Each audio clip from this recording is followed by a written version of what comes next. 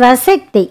ఏరా ఇంకా నిద్ర లేవలేదా అంటూ వీపు మీద ఒక్కటిచ్చాడు కృష్ణమూర్తి కొడుకు శంకరాన్ని. లేచి కళ్ళు నులుపుకుంటూ తగిలిన దెబ్బకి తండ్రిని మనసులో తిట్టుకుంటూ లేచాడు శంకరం. టైం 7 అవుతోంది. సరిగ్గా 8 అవ్వగానే పనిలో ఉండాలి. వెధవ జీవితం. నా వయస్సు ఎంత, నాకీ కష్టాలేంటో అనుకుంటూ వెళ్ళి వేపపుల్ల విరిచి పళ్ళు దోమడం మొదలుపెట్టాడు శంకరం. ఇంతలో కృష్ణమూర్తి స్నానం చేసి వచ్చి, ఒరేయ్ ఆలస్యం అయితే ఒప్పుకోను.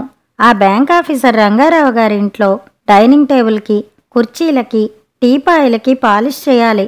ఇంకా చిన్న చితక పనులున్నాయి. నేను వేరే పని మీద వెళుతున్నాను.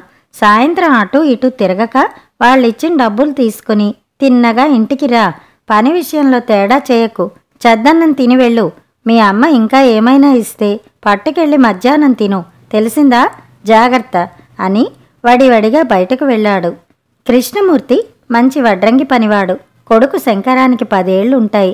చిన్నతనం నుండి తనతో తిప్పుకుని పని బాగా నేర్పి ఈ మధ్యే చిన్న చిన్న పనులకు శంకరాన్ని ఒంటరిగా పంపుతున్నాడు. తండ్రి కూడా వెళ్ళి చిన్న పనులు చేయటం బాగానే ఉండేది. కానీ తానే స్వయంగా చేయవలసి రావడం ఒక పట్టాన వంట పట్టడం లేదు శంకరానికి. బాగా చిరాకుగా ఉంది. అయినా తండ్రి అంటే ఉన్న భయంతో బ్యాంక్ ఆఫీసర్ రంగారావు గారింటికి 8 కల్లా పనికి చేరాడు శంకరం. శంకరం రాగానే అతనికి రంగారావు గారి అబ్బాయి కార్తీకు లోపల నుండి కుర్చీలు, డైనింగ్ టేబుల్, టీపాయిలు బయటికి తీసుకువెళ్ళమని చెప్పి పాలిష్ డబ్బాలు, పాతగుడ్డలు అందించాడు. శంకరం పాలిష్ చేయడం మొదలుపెట్టాడు. అంతలోనే కార్తీక్ వచ్చి, మా అమ్మగారు నాన్నగారు బయటకు వెళ్లారు, నిన్ను జాగ్రత్తగా పాలిష్ చేయమన్నారు అని చెప్పి వెళ్ళి పడక కుర్చీలో కూర్చుని టీవీలో క్రికెట్ చూడసాగాడు. శంకరానికి కార్తీక్ను చూస్తుంటే అసూయగా అనిపించింది. అతంది తన వయస్సే. కార్తీక్కి వాళ్ళ నాన్నగారు అన్నీ కొనిస్తారు, చదివిస్తారు. కానీ నా తండ్రో నన్ను చిన్నతనం నుండి ఈ పనిలో పెట్టి నా చేత గొడ్డు చాకిరీ చేయిస్తున్నాడు. నాది ఒక జీవితమేనా అనుకున్నాడు. క్రికెట్ చూస్తున్న కార్తీక్కి బయట నుండి చిలక జోస్యం, జరిగేది చెబుతాం, జరగబోయేది చెబుతాం అని అరవడం వినిపించి ఆసక్తిగా బయటికి పరిగెత్తాడు. ఓ వ్యక్తి పంజరంలో చిలకతో వెడుతూ కనిపించాడు. అతన్ని పిలిచాడు కార్తీక్. అతను రాగానే చిలక జోస్యానికి ఎంత ఇవ్వాలి అని అడిగాడు. అతను పరిస్థితి గమనించి, చెప్పించుకో చిన్నదొర, డబ్బులదేముంది, 20 రూపాయలు అవుతుంది అన్నాడు. జేబులు చూసుకుని సరే అన్నాడు కార్తీక్. ఇదంతా చూస్తున్న శంకరానికి సాయంకాలం దాకా కష్టపడి పనిచేస్తే నాకు 20 రూపాయలు వస్తాయి. కానీ చిలక జోస్యుడికి ఏ శ్రమ లేకుండా 10 నిమిషాల్లో 20 రూపాయలు వస్తున్నాయి అనుకుంటూ జరిగేది పని చేస్తూనే చూడసాగాడు. నీ పేరేంటి చిన్నదొరా అన్నాడు జోస్యుడు. చెప్పాడు కార్తీక్. చిలకరాజా, కార్తీక్ భవిష్యత్తు చెప్పు అంటూ పంజరం నుండి చిలకను వదిలి దాని ముందర చిన్న కార్డులను ఓ 15 పెట్టాడు. చిలుక నెమ్మదిగా బయటికి వచ్చి ఒక్కో కార్డు పక్కకు పారేస్తూ చివరకు ఒక కార్డు తీసి బయటపడేసి తిరిగి పంజరంలోకి వెళ్ళిపోయింది. దాంట్లో వెంకటేశ్వరుడి బొమ్మ ఉంది. దొరా, నీవు ఇంజనీర్వి అవుతావు, కానీ చిన్న గండం ఉంది. ఓ తాయెత్తు కట్టుకోవాలి, దానికి 50 రూపాయలు అవుతుంది అన్నాడు. జోస్యుణ్ణి చూసి పక్కింటి అబ్బాయి హరి వచ్చాడు. హరి డిగ్రీ చదువుతున్నాడు.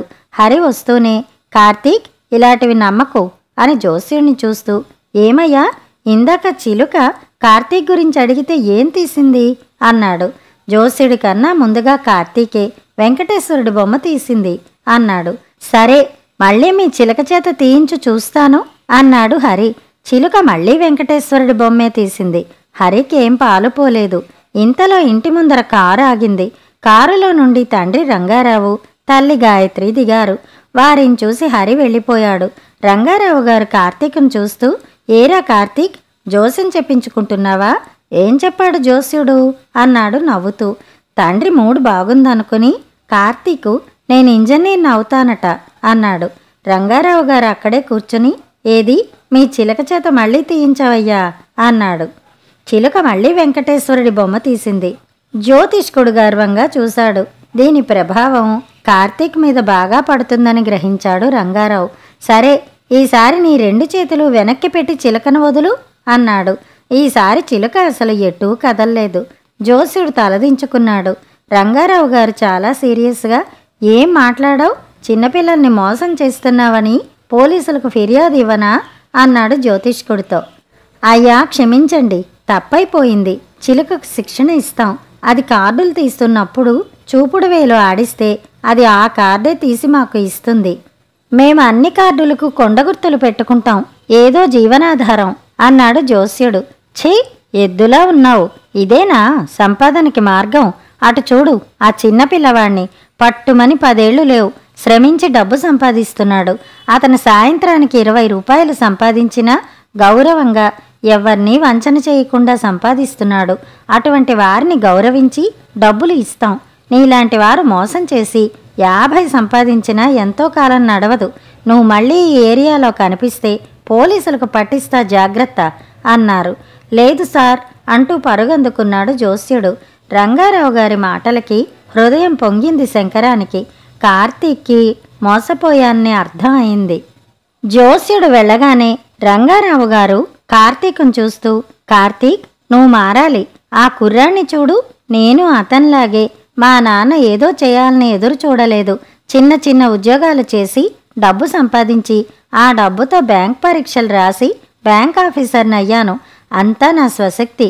నీలాగా మానసికంగా బలహీనంగా ఉన్నవారిని మోసగించి సొమ్ము చేసుకుంటారా జోస్యుడిలాంటి వారు? నేను కష్టపడి సంపాదించింది నీకు పెడుతున్నాను. నీవు కష్టపడి చదివి నాకన్నా గొప్పవాడివి కావాలి. క్రికెట్, జోస్యాలు ఇలాంటివి కార్యసాధనలో ఉపయోగపడవు. నీవా పిచ్చిలో ఉంటే స్వశక్తిని మరిచి ఇప్పుడు జీవిస్తున్న స్థాయి కన్నా దిగజారుతావు, జాగ్రత్త అని లోపలికి వెళ్లారు రంగారావు గారు. కార్తీకు తన క్లాస్ పుస్తకాల కేసి నడిచాడు. తండ్రి మాటలు నచ్చాయి అతనికి.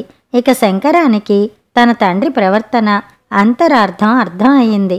స్వశక్తితో పైకి వచ్చే వాళ్ళని సంఘం ఎంత గౌరవిస్తుందో, అందులో ఎంత తృప్తి ఉందో బోధపడి సంతృప్తిగా తన పనిలో లీనమయ్యాడు.